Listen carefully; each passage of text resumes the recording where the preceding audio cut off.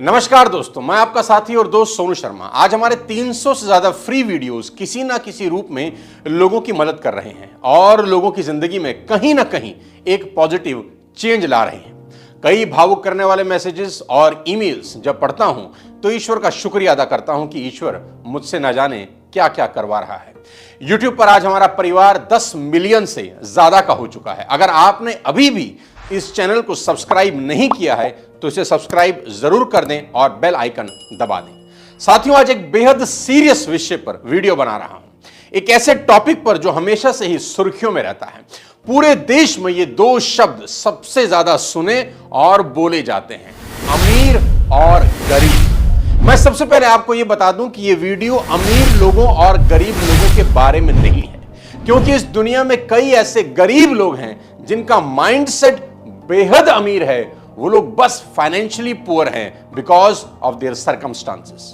और ऐसे भी कई अमीर खानदान के साहिबजादे हैं जिनके पास दौलत तो बहुत है पर उनका माइंडसेट बेहद गरीब है। दुनिया में सारा का सारा खेल एक शब्द का है, माइंडसेट। मैं आज आपको बता देना चाहता हूं कि सिर्फ पैसा कमा लेना ही काफी नहीं है, एक रिच माइंडसेट उससे भी ज्यादा जरूरी होता है। बहुत लोगों के पास बहुत दौलत थी लेकिन वो सिर्फ अपने पुअर माइंडसेट की वजह से गरीब हो गए। आपको याद होगा केबीसी का 2015 का वो एपिसोड जिसमें बिहार के सुशील कुमार 5 करोड़ रुपए जीत गए और रातों रात करोड़पति बन गए, स्टार बन गए।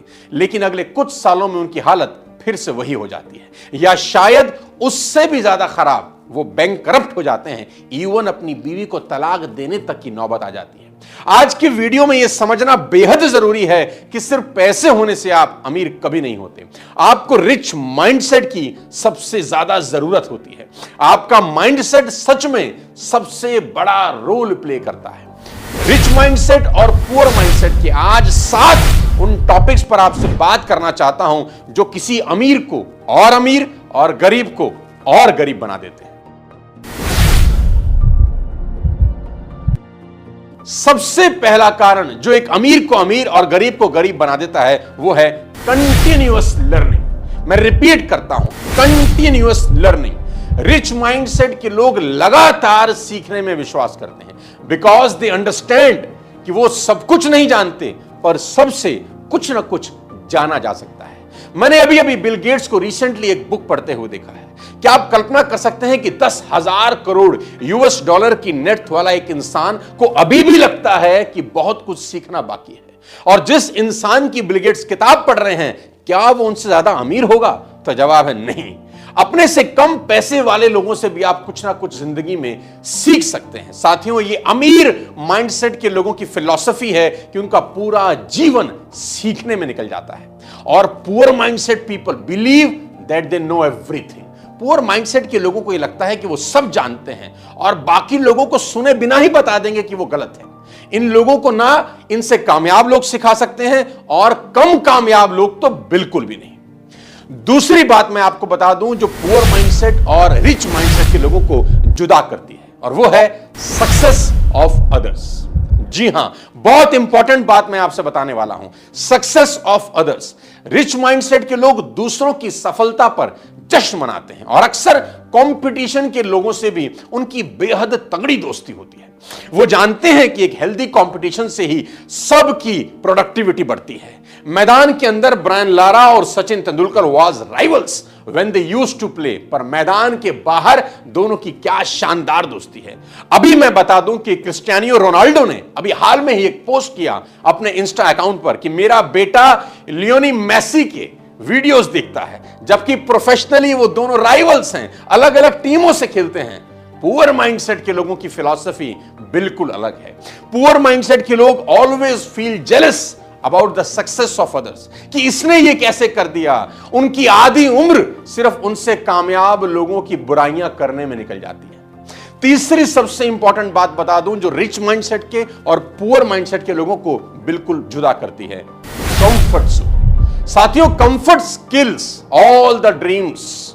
रिच माइंडसेट के लोग कभी अपने जीवन में कंफर्टेबल नहीं होते। एक लक्ष्य पूरा होते ही वे दूसरे बड़ा लक्ष्य अपने लिए बना लेते हैं, क्योंकि वो जानते हैं आज अनकंफर्टेबल होना जरूरी है ताकि बाकी बची जिंदगी कंफर्टेबल हो जाए। उनको पता है रुका हुआ पानी सड़ जाता है, उसमें दुर्गंध आने लगती है, और पानी की यही नियति है कि उसको सदा लगातार बहते रहना चाहिए। इसके विपरीत पुअर माइंडसेट के किसी भी कमजोर इंसान को एक आप अच्छा खाना और एक घटिया एंटरटेनमेंट दे दें तो आप देखेंगे उसके सारे एम्बिशंस को उठाकर वो खिड़की से बाहर फेंक देता है।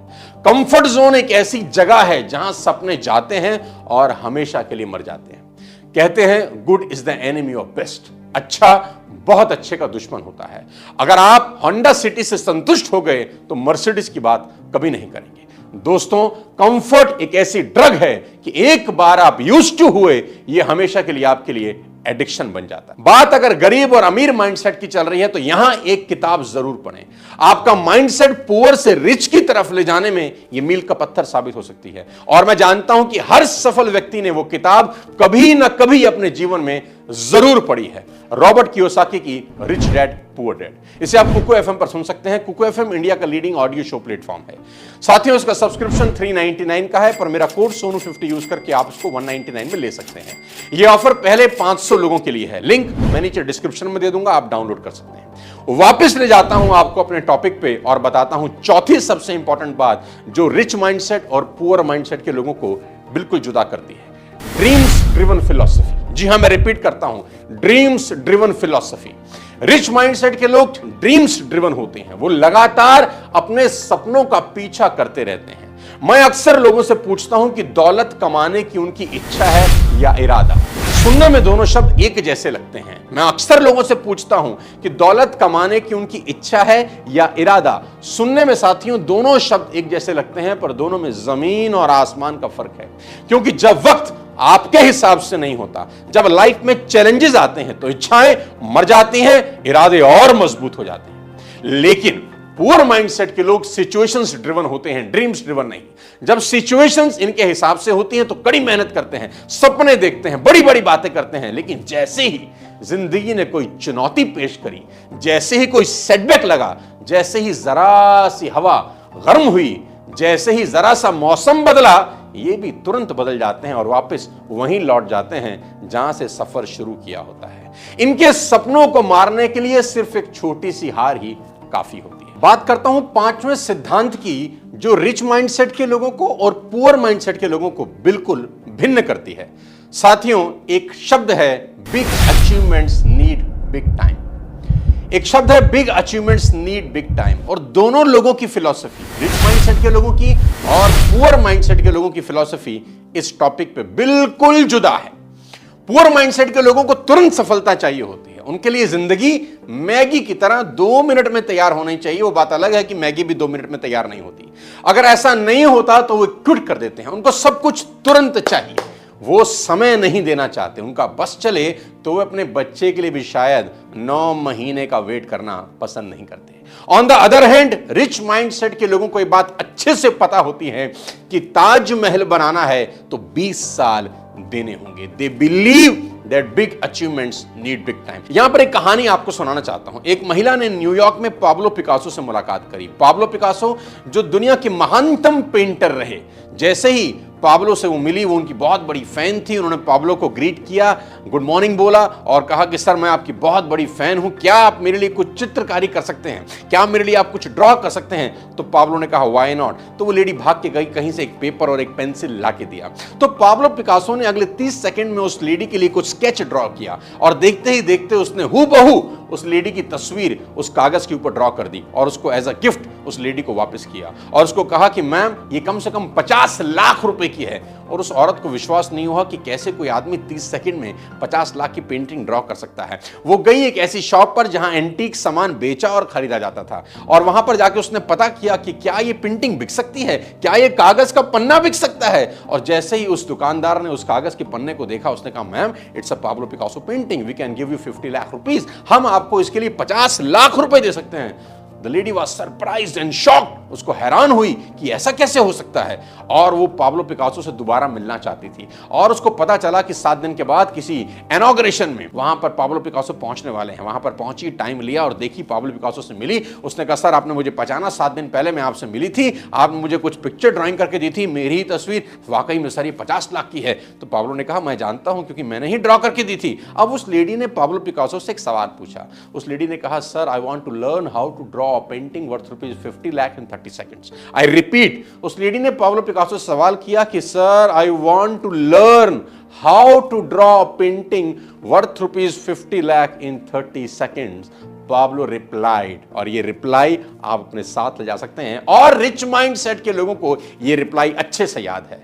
पाब्लो पिकासो ने कहा, look madam, it took me 30 long years to draw a painting worth ₹50 lakh in 30 seconds. मुझे 30 साल लग गए ये सीखते सीखते कि 50 लाख की पेंटिंग 30 सेकंड में कैसे बनाई जाती है। अगर आप 30 साल देने को तैयार हैं तो मैं आपको सिखा सकता हूं। साथियों, रिच माइंडसेट के लोगों को अच्छे से पता है कि बड़ी अचीवमेंट्स को करने में बड़ा समय लगता है। साथियों, अब मैं आपको वो छठा प्रिंसिपल बता दूं जो रिच माइंडसेट और पुअर माइंडसेट के लोगों को बिल्कुल भिन्न करता है। टीम। ध्यान से सुनिए, टीम वर्क। जी हां, rich mindset understand that they can not do everything, they need a team. उनको पता होता है कि वो सब कुछ खुद नहीं कर सकते, उनको एक टीम की जरूरत है। Where together everyone achieve more. They always believe in collaborations. वो कोलैबोरेशन में बिलीव करते हैं। 5वीं क्लास में पढ़ा था कि एक मजदूर एक दीवार 5 दिन में बनाता है, तो 5 मजदूर उसी दीवार को कितने दिन में बनाएंगे?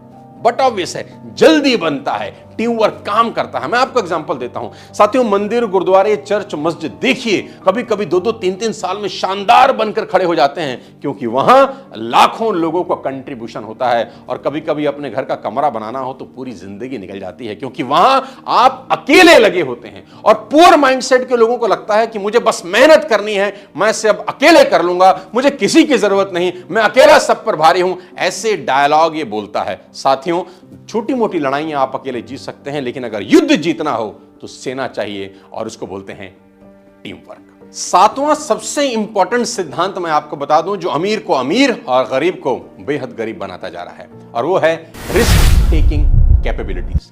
साथियों, इस टॉपिक पर ध्यान से नजर जमाए रखिए और सुनिए मुझे मैं क्या कह रहा हूं। रिच माइंडसेट के लोग इन्वेस्टमेंट्स में विश्वास करते हैं, पुअर माइंडसेट के लोग सेविंग्स में।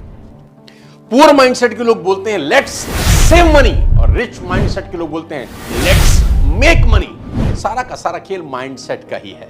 रिच माइंडसेट के लोगों को पता है कि पैसा बचा के नहीं बल्कि लगा के बढ़ता है। यहां आप कंफ्यूज ना हो, बचाना जरूरी है पर बचाते रहना नहीं, उसका इन्वेस्टमेंट कहीं ज्यादा जरूरी है। साथियों, दुनिया में कई ऐसे देश हैं जहां पर आपको बैंक में पैसा जमा करने पर कोई इंटरेस्ट नहीं मिलता, बल्कि आपसे चार्ज किया जाता है कि आप हमारे यहां पैसा क्यों रख रहे हैं, इन्वेस्ट करिए कहीं ना कहीं। साथियों, ये 7 प्रिंसिपल आपको बता पाएंगे कि आपका माइंडसेट एक रिच माइंडसेट है या एक पुअर माइंडसेट। आप सिर्फ अपने माइंडसेट को चेंज करके अपनी जिंदगी की दिशा और दशा दोनों बदल सकते हैं। इन 7 प्रिंसिपल्स में से, 7 सिद्धांत में से कौन सा आपको सबसे अच्छा लगा, कमेंट बॉक्स में जरूर लिखिए। रिच डैड पुअर डैड जरूर पढ़िए कुकू एफएम पर, चैनल सब्सक्राइब करिए, बेल आइकन जरूर दबा दीजिए। अगले किसी और शानदार वीडियो के साथ फिर आपसे मुलाकात करूंगा। तब तक अपने माइंडसेट को रिच की तरफ लेके जाइए। जय हिंद।